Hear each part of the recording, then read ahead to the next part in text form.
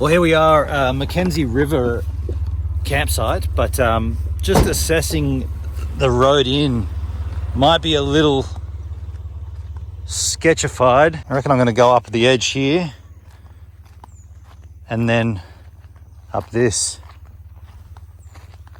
Yeah, I'm going to lock it in four-wheel drive and take her gingerly.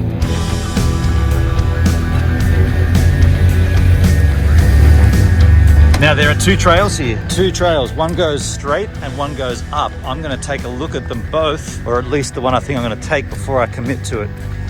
We might bottom out on this. If we stick to one edge, maybe, stick to this edge. This will be fine.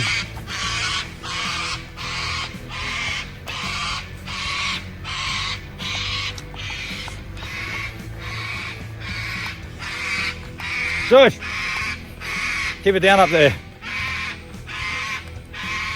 Okay, that trail,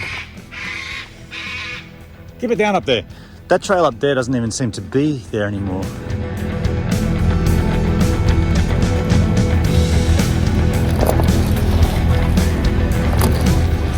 Perdsky just raised a very interesting point in the chat.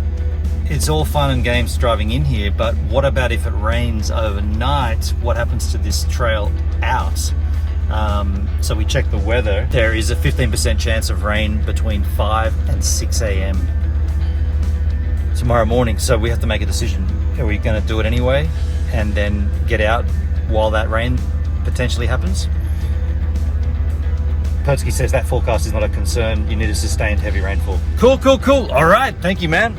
Yeah, we got to be smart about this because it is fine to drive in like this. And it's kind of fun, you know. I've got a four-wheel drive, might as well use it. It's kind of fun. But we have to be smart about it. But we just made the decision.